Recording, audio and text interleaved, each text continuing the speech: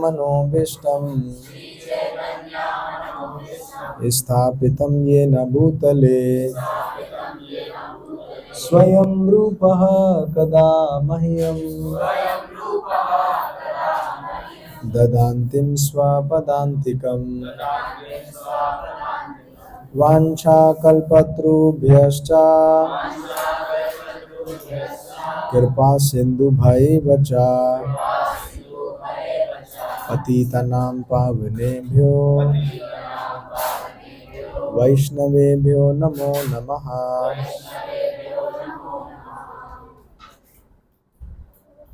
नमो महावदन्याय कृष्ण प्रेम प्रदायते कृष्णाय कृष्ण चैतन्य नामिने गौरत्वसे नमः। हे कृष्णा करुणा सिंधु दीनबंधु जगतपते गोपेश गोपिका कांता राधा कांता नमोस्तुते। तप्त कांचन गौरंगे राधे वृंदावनेश्वरी वृषभानुसुते देवी प्रणमामि हरिप्रिये। नारायणं नमस्कृत्यं नरं चैव नरोत्तमं देवीं सरस्वतीं व्यासं ततो जायामुदीरये। नष्टाप्रायेषु भद्रेषु नित्यं भागवत सेवया भागवतीरुत्तम श्लोके भक्तिर्भवती नष्टकी। जय श्री कृष्ण चैतन्य प्रभु नित्यानंदा श्री अद्वैता गदाधर श्रीवासदि गौर भक्तवृंदा। हरे कृष्णा कृष्ण कृष्णा हरे हरे हरे राम राम राम हरे हरे। अनंत कोटि वैष्णव वृंद की जय। तो आप सब लोगों का स्वागत है कार्तिक मास की इस दीप पूजा में। ये महीना बड़ा भक्तिमय महीना है। दीप लगाना शुरू कर, क्योंकि इस महीने में अगर कोई अल्प से अल्प थोड़ी से भी ज्यादा थोड़ी भगवान की भक्ति करता है तो उसे बहुत अधिक उसकी रूहानी जिंदगी में फायदा होता है। खास तौर पर यशोदा दामोदर को अगर कोई घी का दिया अर्पण करता है तो भगवान बड़े प्रसन्न होते हैं उससे। तो हम रोजाना शाम को भक्त सब मिलते हैं, भक्तों का संग करते हैं, कीर्तन करते हैं और श्रीमद् भागवतम श्रवण करते हैं। तो कुछ दिनों से हम भगवान श्री कृष्ण की लीला श्रवण कर रहे हैं। शुरुआत के कार्तिक के दिनों में हमने दामोदर अष्टकम के एक एक श्लोक का मतलब जाना। फिर एक दिन चैतन्य महाप्रभु की लीला श्रवण की, सनातन गोस्वामी किस प्रकार से चैतन्य महाप्रभु से मिले, और एक दो दिन आत्मा का क्या लक्ष्य है, उसे कहाँ जाना है ये। और अब 2-3 दिन से हम श्री कृष्ण की वृंदावन की लीला श्रवण कर रहे हैं। तो श्रीमद् भागवतम के 10वें स्कंद का हम 13वां अध्याय पढ़ रहे हैं और इस अध्याय का नाम है ब्रह्मा द्वारा बालकों तथा बछड़ों की चोरी। ब्रह्मा जी ने श्री कृष्ण के मित्रों को, ग्वाल बाल मित्रों को, और श्री कृष्णा और उनके ग्वाल बाल के साथ में जो गायों के बछड़े चरने के लिए आए थे, ब्रह्मा जी ने उनको चुरा लिया है। क्योंकि ब्रह्मा जी श्री कृष्ण की ऐश्वर्य देखना चाहते थे। ऐश्वर्य मतलब कि भगवान का जलवा देखना चाहते थे कि भगवान क्या करते हैं जब मैं उनके ग्वाल बाल और बछड़ों को चुरा लेता हूं, उस स्थिति में वो क्या करते हैं। हालांकि भगवान इस तरह से अपना ऐश्वर्य प्रकट करते रहते बीच बीच में लीला में, लेकिन फिर भी कभी कभी ज्ञानियों को या बड़े बड़े महात्माओं को या देवताओं को भी डाउट हो जाता है कि वृंदावन में यशोदा और नंद के घर पर जन्मा कृष्ण क्या भगवान हो सकता है। क्योंकि एक छोटा सा बालक ऐसे विशाल काया असुर अघासुर को कैसे मार सकता, पूतना का कैसे वध कर सकता, तृणावत को कैसे मार सकता।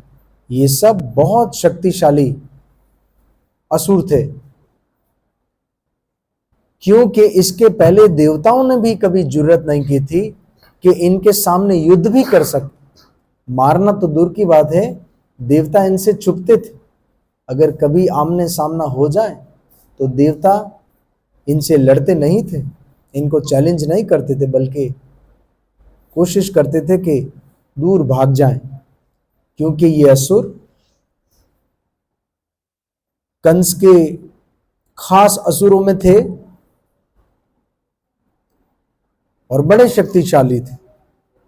तो जब श्री कृष्ण ने इन सब को एक एक करके मारा, तो बलराम जी को और ब्रह्मा जी को थोड़ा संदेह हुआ कि क्या ये बालक भगवान है। अगर भगवान है तो मैं वृंदावन में जाऊंगा और वृंदावन में जाकर खुद मैं उनके ग्वाल बाल, उनके मित्र और उनकी जो गायें हैं, बछड़े, उन सबको चुरा लूंगा और फिर मैं देखूंगा कि ऐसी स्थिति में वो क्या करते हैं।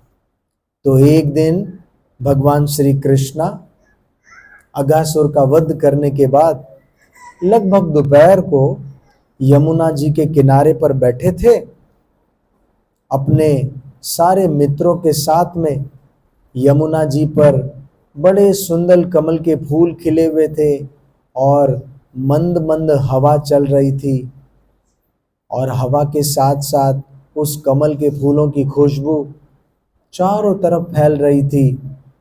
और इतने सारे पक्षी, मोर, कोयल, हंस, ये सब अपनी अपनी बोली में चहचहा रहे थे। वातावरण और सुंदर लग रहा था। हवा ज़्यादा तेज होती तो खुशबू को टिकाती नहीं, बल्कि खुशबू को लेकर जाती, लेकिन बहुत मंद मंद हवा थी तो खुशबू को वो मेंटेन रख रही थी। वातावरण में खुशबू उड़ नहीं रही थी, वातावरण में खुशबू बारंबार रह रही थी। और पक्षियों की आवाज ऐसे लग रहा था कि बहुत सुंदर बैकग्राउंड म्यूजिक चल रहा। और वहां पर यमुना जी के किनारे पर नरम नरम रेत के ऊपर सब ग्वाले बैठ गए। ऐसे बैठे श्री कृष्ण को बीच में बिठाया और चारों तरफ खुद बैठ गए। श्री कृष्ण ऐसे लग रहे थे कि मानो श्री कृष्ण कमल के फूल का बीच का हिस्सा हो और सारे ग्वाले मित्र कमल के फूल की पंखुड़ियां हो। सब ग्वाले श्री कृष्ण के ऊपर ही नजर जमाए हुए थे। अब समय बहुत हो गया था, बीच में अगासुर आ गया था, इसीलिए दोपहर सुबह से जो उनकी मैया ने, सबकी मैया ने जो कलेवा भेजा था भोजन, किसी ने खाया नहीं था। अब समय है भोजन करने का, आम दिनों से लेट कर रहा है, तो बहुत भूख लगी है। सब लोगों ने अपने अपने टिफिन को खोला। खाएंगे कैसे? तो किसी ग्वाले ने बहुत सारे पत्ते तोड़ लिए और फूल भी तोड़ लिए, फूलों की पत्तियां भी रख दी और उसके ऊपर पत्ते रखे और पत्तों के ऊपर सब लोगों ने प्रसाद लेना शुरू किया। और श्री कृष्ण को जो जो सब चीजें लेकर आए थे, सब कृष्ण चाह रहे थे सब लोग कि कृष्ण ये तुम चखो, ये तुम खाओ, मैं आपके लिए लाया, मेरी मैया ने कहा है कि कृष्ण को खिलाओ। श्री कृष्ण ने बड़े प्रेम से उनके साथ प्रसाद लिया। श्री कृष्ण के उल्टे हाथ में श्री कृष्ण ने चावल, दही और अलग अलग फल का रस उसमें डालकर सब कलेवा का आनंद ले रहे थे। और जो उनके साथ बछड़े थे, उन बछड़ों को भी छोड़ दिया ताकि वो भी अच्छे से घास खा ले, चर ले, तो शाम को हम उनको अपनी जगह पर लेकर जाएंगे, वृंदावन लेकर जाएंगे। अब गायों के बछड़े जब घास खा रहे थे, तो घास खाते खाते खाते नई नई घास और हरी हरी घास की लालच में, क्योंकि जो नई नई घास उगी होती है वो गायों को बड़ी पसंद होती है, क्योंकि वो थोड़ी नरम होती, फ्रेश होती। तो ब्रह्मा जी ने ग्वालों से गायों को दूर करने के लिए दूर दूर हरी हरी घास को प्रकट किया, और बछड़ों ने उस घास की लालच में कृष्ण से दूर जाते रहे, अपने ग्वालों से दूर जाते रहे। जब बहुत दूर चले गए घने जंगल में, तो ब्रह्मा जी ने उन सारी गायों को चुरा लिया। और खाते खाते यहाँ पर ग्वालों की नजर गई कि हमारी गायें तो दिख ही नहीं रही है।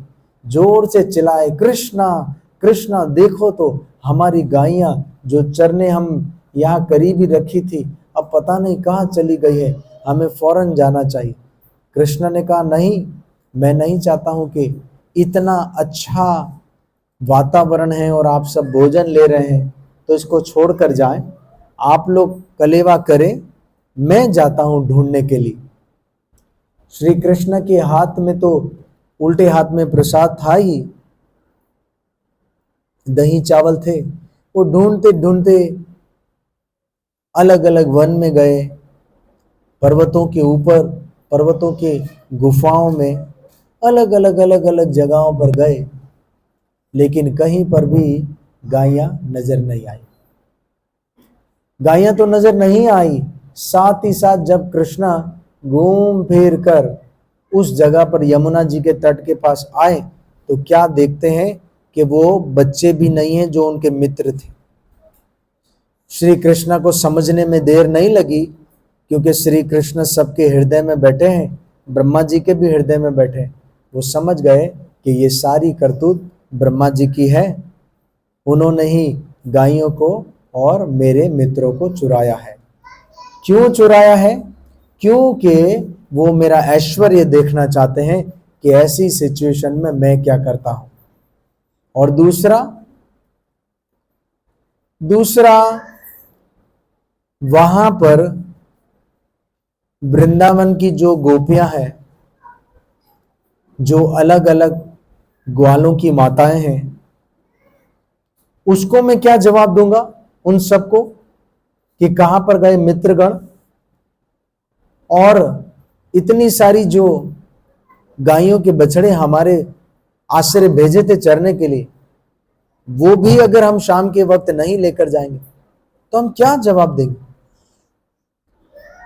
भगवान ने देखते ही देखते अपने आप को, जितनी गायों के बछड़े वो लेकर आए थे, अपने आप को उतनी ही गायों के बछड़ों के रूप में अपना विस्तार किया। जैसी गाय का रंग, जैसी गाय की कद काठी, वैसे वैसे भगवान बन गए। और वैसे ही अपने आप को ग्वालों के रूप में भी भगवान ने फैला दिया। एक कृष्णा तो कृष्णा रहे ही, लेकिन अपने आप को अलग अलग ग्वालों के रूप में भी फैला दिया भगवान कृष्णा ने, अपना विस्तार किया। जैसे ग्वाला कपड़ा पहनता था, जैसे ग्वाले का रंग था, जैसे उसकी आवाज थी, क्योंकि सबकी कद काठी, सबकी आवाज, सबका पहनने का तरीकेकार, सब चीजें अलग होती, सबकी चॉइस अलग होती। भगवान हूबहू बहू वैसे ही ग्वाले बन गए, वैसी ही गायें बन गए। अब दिखने में पूरा सेट गायों के बछड़े का और ग्वालों का, जो ब्रह्मा जी ने चुरा लिया है नहीं, लेकिन दूसरा उसका बिल्कुल डुप्लीकेट भगवान श्री कृष्ण ने विस्तार किया। कृष्ण ही है वो सब, लेकिन दिखने में ग्वाले लगेंगे, दिखने में गायें लगी। अब ये भगवान कृष्ण ने इसलिए किया क्योंकि वृंदावन की जो गोपियां हैं, अक्सर श्री कृष्ण को देखकर उनके मन में ये लालसा जगती थी कि काश हम यशोदा मैया होते और ये नंदलाल हमारा पुत्र होता। ऐसी इच्छा उनकी बड़ी तीव्र इच्छा थी। और क्योंकि ब्रज की वो सब गोपियां भगवान कृष्ण की शुद्ध भक्त हैं, तो शुद्ध भक्त की इच्छा भगवान जरूर पूरा करते हैं। आज भगवान को मौका मिल गया। ब्रह्मा जी ने तो चुराया, लेकिन हकीकत में ब्रह्मा जी ने हेल्प की कि मैं चुरा रहा हूं, तुम उनका पुत्र बन जाइए। जो भगवान उनके पुत्र बन गए। और क्योंकि गायें जब कृष्ण को देखती थी, तो गायें भी यही विचार करती थी कि ये यशोदा का पुत्र कहीं हमारा बछड़ा होता तो हम इसे बहुत प्यार करते, हम अपने डायरेक्ट स्तनों से इसको दूध पिलाते। तो उन गायों का भी वृंदावन में जो भी जन्मे हैं, चाहे गाय के रूप में, चाहे वृक्षों के रूप में, चाहे पक्षियों के रूप में, चाहे कोई भी वृंदावन में है, वो कोई आम नहीं है। वृंदावन भगवान का निज धाम है, सिर्फ धाम नहीं है बल्कि निज धाम है। तो वहां पर जन्म लेना कोई साधारण बात नहीं है, बल्कि जिसने भी वहां पर जन्म लिया उसका आखिरी जन्म है वृंदावन। उसने कई जन्मों तक भक्ति की है, तब जाकर श्रीमती राधा रानी ने उसे ब्रज में जन्म दिया है। ब्रज वो जगह है, ब्रज भूमि वो जगह है, वृंदावन वो जगह है, पूरा ब्रजमंडल वो जगह है जहां पर भगवान अपने पैरों से उस धरती का स्पर्श करते थे। श्रीमती राधा रानी अपने पैरों से उस धरती को पावन करती थी।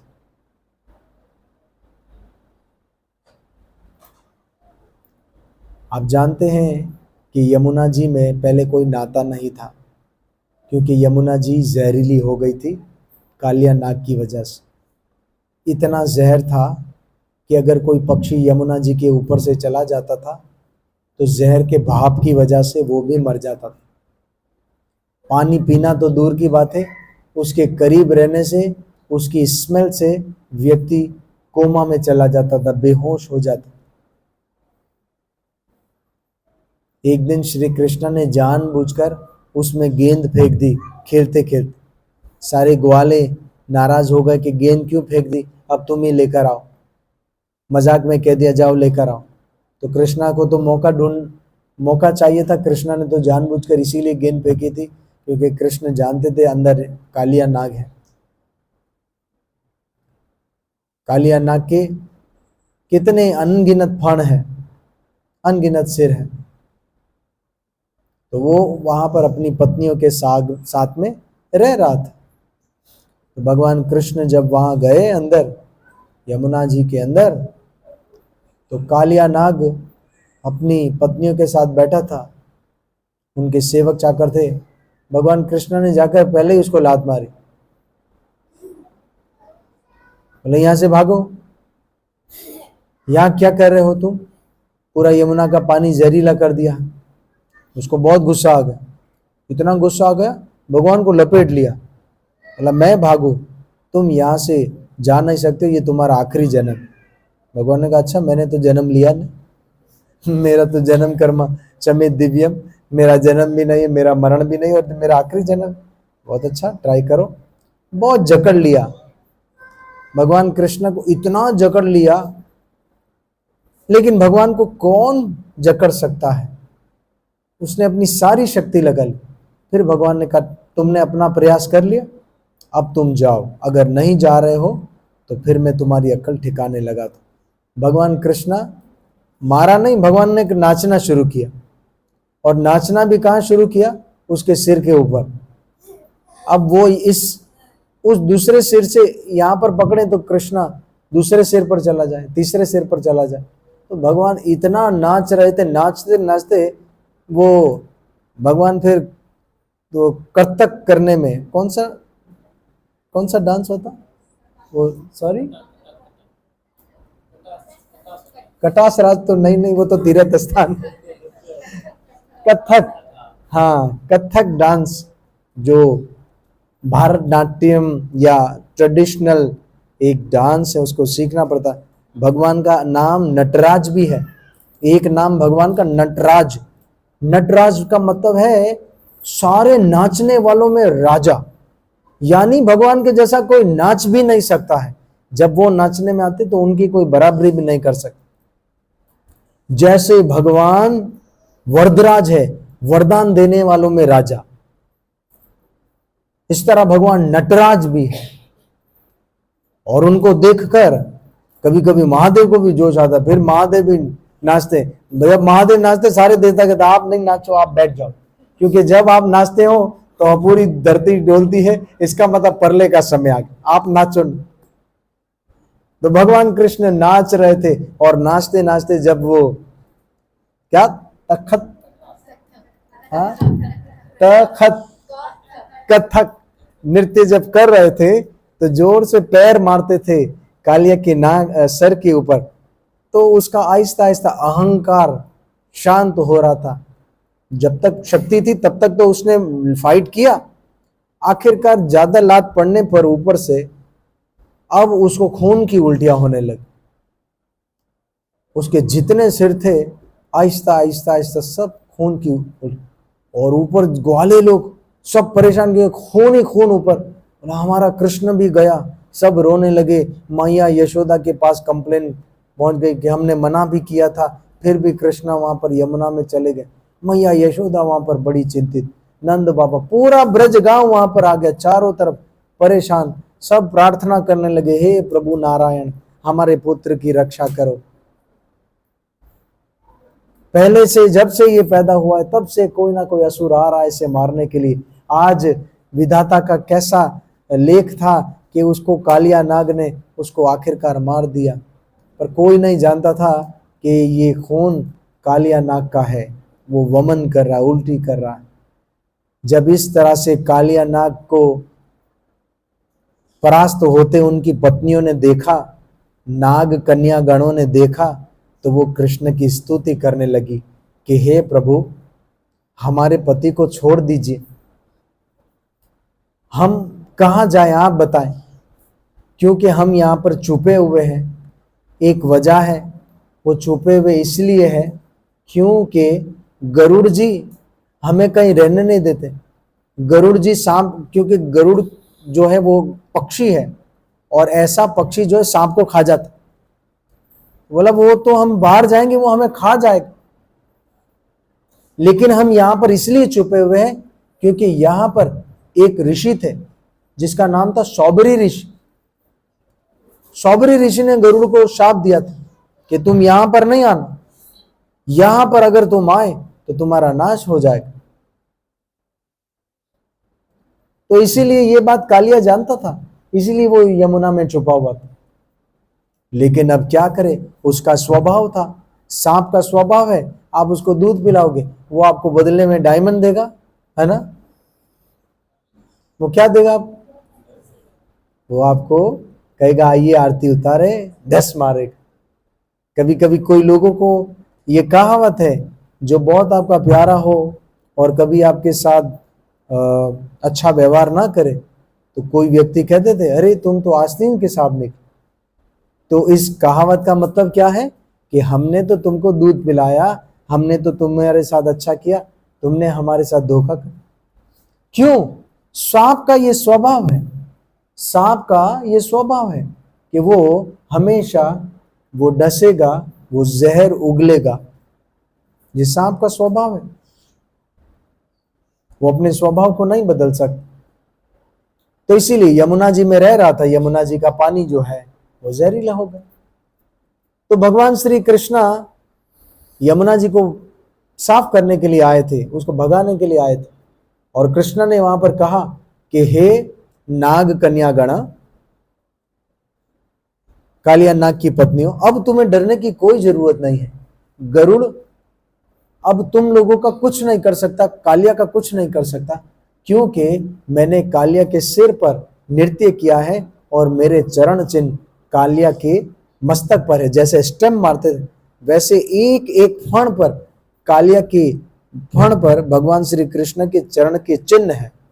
तो अब गरुड़ अगर देखेगा कि ये तो मेरे स्वामी जी के, मेरे स्वामी, मेरे नाथ, मेरे प्रभु के चरण चिन्ह है, तो भला मैं इसे कैसे मार सकता हूं, भला मैं इसे कैसे खा सकता हूं, बल्कि वो पूजा करेगा कालिया नाग। तब सारी नाग कन्या कहने लगी कि हे प्रभु, हम नहीं जानते हैं कि हमारे पति ने ऐसी कौन सी तपस्या की थी कि आपके चरण कमल, जिसके दर्शन करने के लिए स्वयं महादेव शिव यशोदा मैया से रूप बदल कर आते हैं कि आपके पुत्र का दर्शन करवाओ, उनके चरण का दर्शन करवाओ, जो हजारों हजारों साल की तपस्या करते योगी, उनको भी ये चरण कोई दर्शन नहीं होते हैं। आपने इस कालिया के मस्तक पर अपने चरण रखे ही नहीं बल्कि नृत्य किया, और एक एक मस्तक पर लंबे समय तक। तो हम समझती है कि चाहे कालिया की वर्तमान स्थिति जैसी भी हो, लेकिन वो बहुत शुद्ध भक्त रहा होगा, इसीलिए तो आपके चरण कमल उसके मस्तक पर पड़े। तो भगवान बड़े प्रसन्न हो गए। कालिया नाग भी अब तो भक्त बन गया था। अब तो जब थोड़ा सा क्रोध शांत हुआ, अहंकार हटा, अब तो रोने लगा, भगवान को नमस्कार करके कहने लगा, प्रभु मैं चला जाऊंगा यहाँ से। तो फिर भगवान ने उनको महासागर में भेज दिया कि अब तुम वहां पर रह सकते हो। तो इस प्रकार से भगवान के चरण कमल पूरे वृंदावन में, पूरे ब्रज में है। तो ये ब्रज की कोई लीला आम नहीं है, वृंदावन कोई आम नहीं है, वृंदावन की लीला कोई आम नहीं है। वहां पर जो भी जन्म है वो सब श्रेष्ठ है। वो वृंदावन की रज में जो पौधे उगे हैं, जो कीड़े हैं या जो वानर है, सब शुद्ध भक्त हैं। कई जन्मों की तपस्या के बाद उनको वो अवसर मिला है ब्रज में जन्म लेने के लिए। कहा गया है, वृंदावन के वृक्ष को मरम ना जाने कोई, डाल डाल और पात पात पे श्री राधे राधे हो। ये सब ऋषि मुनि हैं, एक एक डाल, एक एक पत्ती, सब श्री राधा रानी का सिमरन करने वाले हैं। तो वृंदावन के वृक्ष को, वृंदावन के पौधों को, वृंदावन के कोई भी चीज को, यहाँ तक के वृंदावन की छिपकली को भी कोई व्यक्ति मारे ना, या कोई वृंदावन के मच्छर, वो वृंदावन में जन्मा है। एक दिन एक भक्त थे, गुजरात से दर्शन करने के लिए आते थे। वृंदावन के बड़े व्यापारी थे ज्वेलरी के, तो वृंदावन अक्सर आते थे। और वृंदावन में खासतौर पर बरसाना में पेड़े बड़े मशहूर हैं, तो पेड़े लेकर जाते थे। एक दिन पेड़े तो लेकर गए, 3-4 घंटा दूर ड्राइव कर लिया। रास्ते में देखा दोपहर का समय था, चलो थोड़ा पेड़ा खा लूं। तो पेड़े के अंदर कुछ चींटियां थी। पेड़ा तो खाया, पर खाते खाते विचार आया कि मैं कितना दुष्ट हूं कि ये चींटियों ने वृंदावन में जन्म लिया था, लेकिन मैं इनको वृंदावन से बाहर लेकर जा रहा हूं। फिर से गाड़ी घुमाई, 3 घंटा ड्राइव किया और उन चींटियों को वहां छोड़ने के लिए आया। बोला, आप, मेरा अधिकार नहीं है, आपको भगवान ने वृंदावन में जन्म दिया है, मैं आपको वृंदावन से बाहर कैसे ले जा सकता। वो वृंदावन में उनको लेकर आए। और कई बार ऐसा होता है कि कई लोग वृंदावन के बाहर बाहर से चले जाते, छठी ग्राह से, या कई लोग घूमते घूमते आगरा घूम लेंगे, ताजमहल घूम लेंगे, वृंदावन नहीं पहुंच पाएंगे, क्योंकि वृंदावन में तो जब तक श्रीमती राधा रानी कृपा न करे तब तक कोई वहां पहुंच नहीं सकता है। अब भगवान श्री कृष्ण का ऐसा वैभव देखा ब्रह्मा जी ने, तो ब्रह्मा जी क्या देखते हैं कि जो मैंने बछड़ों को और ग्वालों को चुराया था वो तो मेरे पास ही है, पर ये सब कौन है? तो वो समझ गए कि ये सब भगवान का विस्तार है। उस दिन से 1 साल तक भगवान कृष्णा गोपियों के साथ रहे, गायों के साथ रहे, उनके पुत्र बनकर, उनके बछड़े बनकर, और गायों और ग्वालनियों ने स्वाभाविक जो श्री कृष्ण से प्रेम करती थी, अब कृष्ण जो आ रहे हैं, कृष्ण के प्रति इतनी लालसा नहीं है, बल्कि अपने बच्चों के प्रति लालसा है। अपने बच्चों को गोद में उठा लिया और स्तनपान करवाने लगी। गायों भी जो हमेशा कृष्ण की तरफ दृष्टि रखती थी, आज कृष्ण की तरफ दृष्टि नहीं रख रही, अपने बच्चों की तरफ आकर्षित। इस तरह करते करते 1 साल बीत गया।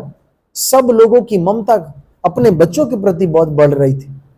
और एक दिन बलराम जी ने देखा कि श्री कृष्णा जब गायों के साथ, बछड़ों के साथ आए हैं, तो गोवर्धन पर्वत के ऊपर जो ग्वाले बड़ी बड़ी गायों को चरा रहे हैं, जब उनकी नजर पड़ी नीचे अपने बछड़ों पर और अपने ग्वाल पुत्रों पर, तो वो अपनी जान की परवाह किए बगैर उस ऊंची पहाड़ियों से, भारी बदन है गायों का, लेकिन दौड़ दौड़ कर अपने बच्चों के पास आई है और उनको चाट रही है, प्रेम कर रही है। और ग्वाले दौड़ कर अपने पुत्रों के पास आए, उनको गले लगा रहे हैं, उनके सिर को सूंघ रहे, उनको स्नेह कर रहे। बलराम जी ने श्री कृष्ण को कहा, मैं नहीं समझता हूं कि ब्रजवासी इतने आसक्त हो गए अपने पुत्रों से या अपने परिवारों से, क्योंकि ये तो शुद्ध भक्त है, इनकी एकमात्र आसक्ति तुमसे है। लेकिन आज मैं देख रहा हूं कि इनकी आसक्ति 1 साल से अपने परिवार से, और ये गायों की आसक्ति तो हमेशा तुमसे थी, लेकिन आज अपने बछड़ों से। इसकी क्या वजह हो सकती है? तब श्री कृष्ण ने बताया कि दाऊ जी, ये आसक्ति हकीकत में मुझसे ही है। वो दिख रहे हैं आपको बछड़े, वो दिख रहे हैं ग्वाले, लेकिन वो ना ग्वाले हैं ना बछड़े हैं, मेरा ही विस्तार है, मैं ही ये बना हुआ हूं। और ऐसा इसलिए हुआ, तब हुआ जब आप 1 साल पहले आए नहीं थे चरने के लिए, इन गायों को चराने के लिए वन में आए नहीं थे। आपका जन्मदिन था, माँ रोहिणी ने आपको पूजा के लिए रोक दिया था। उस दिन ब्रह्मा जी ने गायों को और ग्वालों को चुरा लिया था, और तब मुझे लगा कि विस्तार करना चाहिए, और तब से 1 साल तक, आज ठीक 1 साल हो गया है। श्री कृष्ण और बलराम जी की इस तरह से बातें चल ही रही थी कि ब्रह्मा एक क्षण के अंतर में लौट आए। ब्रह्मा जी ने तो 1 क्षण के लिए ये चुराया था। ब्रह्मा जी के टाइम के हिसाब से देखिए 1 क्षण, लेकिन ब्रह्मा जी का 1 क्षण इस धरती का 1 साल। 1 क्षण किसे कहते हैं? पलक झपकने तक का टाइम 1 क्षण। अब ब्रह्मा जी का इतना टाइम, यहां धरती का 1 साल, और वो भी 1 साल अभी कलयुग का तो और ज्यादा हो गया होगा, कलयुग का रेट बढ़ गया होगा। तो द्वापर युग तो अभी भी भारी था, लेकिन फिर भी ब्रह्मा जी का जो समय है और धरती का समय, उसमें बहुत डिफरेंस है। तो ब्रह्मा जी 1 क्षण के बाद आए, और ब्रह्मा जी क्या देखते हैं?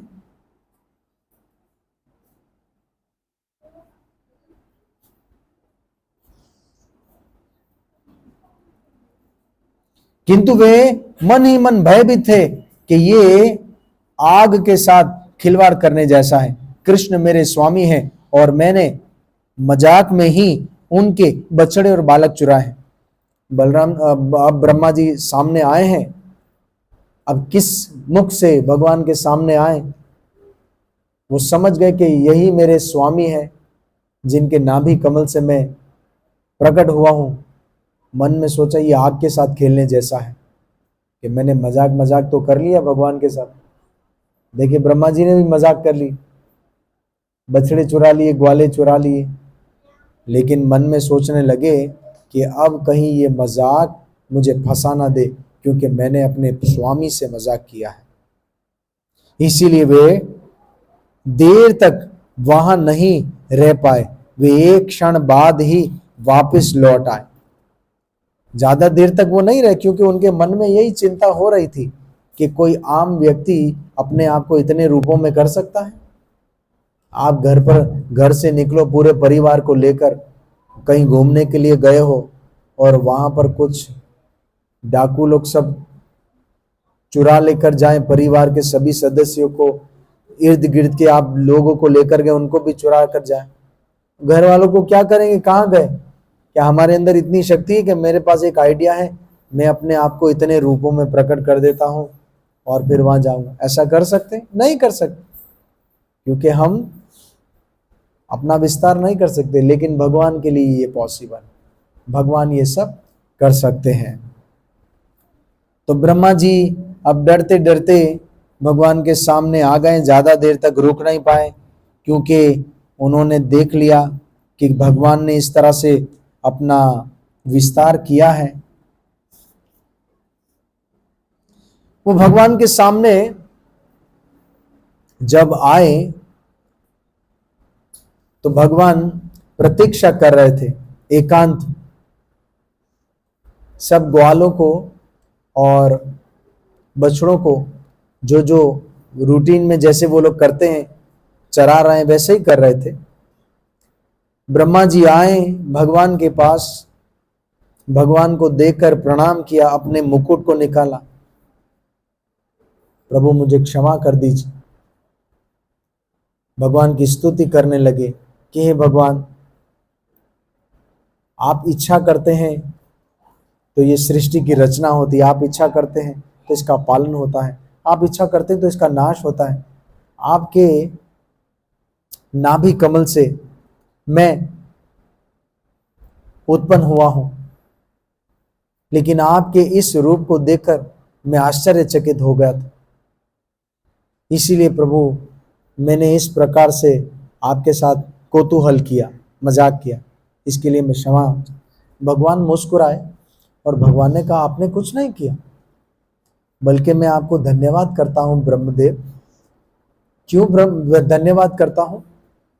इसलिए क्योंकि आपने मेरे प्रिय भक्तगण जो मेरा संग पाना चाहते थे, मुझे पुत्र रूप में चाहते थे, जो मुझे अपने स्तनों का पान करवाना चाहते थे, वो गायें जो मुझे स्तन पान करवाना चाहती थी, मुझे दुलार करना चाहती थी, आपने तो इस लीला में बड़ी मेरी सहायता की है। इस ग्वाल बालों को और बछड़ों को चुराया और मुझे उनके निकट कर दिया और मैं 1 साल तक उनका पुत्र बन सका। इसलिए आपका बहुत धन्यवाद है कि आपने मुझे करीब कर दिया। और उसी समय, उसी साल में गर्ग मुनि वहां पर आए थे और गर्ग मुनि ने कहा था, सारे ब्रजवासियों को कहा कि ये साल इतना शुभ है कि इस साल में अगर कोई भी अपनी कन्या का विवाह तय कर देता है, भले छोटी भी है पर विवाह तय कर दीजिए, विवाह कर दीजिए, क्योंकि अभी उनका विवाह जो होगा वो लक्ष्मी जी से भी ज्यादा भाग्यशालिनी होगी। ये अभी मुहूर्त इतना अच्छा चल रहा। गर्ग मुनि ने ये बात बड़ी सीक्रेट तरीके से कही। क्यों मुहूर्त अच्छा चल रहा है? क्योंकि जिनके घरों पर लड़का नजर आ रहा है, जो ग्वाला नजर आ रहा है, वो नहीं, वो श्री कृष्णा है। इसीलिए ये मुहूर्त बहुत श्रेष्ठ है। कभी कभी कई लोग कहते हैं, वो इस लीला को समझ नहीं पाते हैं कि अरे श्री कृष्णा इतने सारे गोपियों के साथ कैसे रहते थे। तो ये शास्त्र कभी पढ़ते थोड़ी ऐसे लोग, या इतना उनको पता नहीं होता कि किस प्रकार से बाल, जब वो बालिकाएं थी उस समय ही उनका विवाह जिन ग्वालों से हुआ था, वो ग्वाले वो नहीं थे, बल्कि ये लीला का समय था। तो कौन थे? तो श्री कृष्ण थे। तो वो वास्तव में श्री कृष्ण की ही सब प्रियतमाएं थी। तो इस प्रकार से ब्रह्मा जी क्षमा मांगने के बाद, स्तुति करने के बाद, क्योंकि ब्रह्मा जी अगर कोई समय ज्यादा वहां पर रह ले तो बहुत समय बीत जाएगा और ब्रह्मा जी की सेवा है, तब भगवान बड़े प्रसन्न हुए ब्रह्मा जी से और ब्रह्मा जी ने उनकी परिक्रमा की। और फिर ब्रह्मा जी को एक और चीज भगवान ने बताई। ब्रह्मा जी को ऐसी दृष्टि दी कि तुम मेरे ऐश्वर्य को देखना चाहते थे, ये सारे ग्वाले कौन है, सारे बछड़े कौन है। जब दिव्य दृष्टि दी तब ब्रह्मा जी ने जब देखा सारे ग्वालों को, सारे बछड़ों को, तो अब उनको बछड़े नहीं नजर आ रहे, अब उनको ग्वाले नहीं नजर आ रहे, अब उनको हर जगह भगवान विष्णु, चार हाथों वाले, शंख चक्र गदा पद्मधारी विष्णु नजर आ। वो इतने चिंतित हो गए, हैरानगी में पड़ गए कि मैं तो एक विष्णु के दर्शन किए हैं, लेकिन यहां पर हजारों हजारों विष्णु भगवान ने प्रकट किए हैं। इसीलिए कहा गया है, ब्रह्मा जी कहते ईश्वरः परमः कृष्णः सच्चिदानंद विग्रह अनादिरादि गोविंद सर्व कारण कारण, कि मैं कृष्ण का भजन करता हूं जो सारे कारणों के कारण है। अनंत कोटि विष्णु भी, अनंत विष्णु भी श्री कृष्ण से प्रकट होते हैं। पद्म पुराण, वराह पुराण का एक श्लोक है जिसमें कहा गया है कि अगर कोई श्री कृष्ण का एक नाम लेता है तो वो कितने बराबर है, किसके बराबर है? 3000 विष्णु के अगर नाम लिया जाए तो एक कृष्ण का नाम 3000 विष्णु के नाम के बराबर है। 3 राम के नाम के बराबर है एक कृष्ण का नाम। कोई हमारा बनाया हुआ श्लोक नहीं, वराह पुराण का ये श्लोक है। क्योंकि श्री कृष्ण तत्व जो है वो अवतार नहीं है। कई लोग समझते श्री कृष्ण अवतार है, वो अवतार नहीं है, बल्कि वो अवतारी है। वो उससे सारे अवतार निकलते हैं, ना कि वो किसी का अवतार है। लीला में इस तरह से नजर आ सकता है कि जैसे लोग समझते हैं भगवान के 10 अवतार हैं, इस तरह से भगवान विष्णु के श्री कृष्ण भी अवतार है। नहीं, ऐसे अवतार नहीं है श्री कृष्ण। श्री कृष्ण साक्षात अवतारी है। इसीलिए तो ब्रह्मा जी हैरानगी में पड़ गए, ब्रह्मा जी के 4 सिर चकरा गए कि मैंने तो एक विष्णु के दर्शन किए थे, लेकिन आज मैंने देखा श्री कृष्ण ने अपना वैभव दिखाया। मेरी लालसा थी ना वैभव देखने की, कृष्ण ने कहा देखो मेरा वैभव। एक विष्णु को देखा था तुमने, अब यहाँ पर हजारों विष्णु को देखो। तब उन्होंने बारंबार भगवान को प्रणाम किया और कहा कि भगवान मेरी 4 बुद्धि चकरा गई है कि आपकी अनंत शक्ति क्या है, आप अनंत है। जैसे यहाँ श्लोकों में आता है कि हे भगवान अनंत विष्णु, नमो देव दामोदर अनंत विष्णु, 6 वाले श्लोक में नमो देव दामोदर अनंत विष्णु, हे भगवान आप अनंत विष्णु है, आपके अंदर अनंत विष्णु समाये हुए। जैसे भगवान श्री कृष्ण ने विराट रूप दिखाया अर्जुन को कि मैं ही सब कुछ हूं, मैं ही पास्ट प्रेजेंट फ्यूचर, मैं ही आगे पीछे दाएं बाएं सभी 10 दिशाओं में, सारे देवता सब कुछ मुझ में है, मैं किसी में नहीं, सब कुछ मुझ में है। हाँ, अगर मैं किसी में हूं तो मेरे परमात्मा स्वरूप, वो भी भगवान का एक रूप है या अंश है। लेकिन श्री कृष्ण पूर्ण पुरुषोत्तम भगवान है। ग्रंथराज श्रीमद् भागवतम की, श्रील भक्तिपाद की, श्रील प्रभुपाद की, निताय गौर प्रेमानंदी।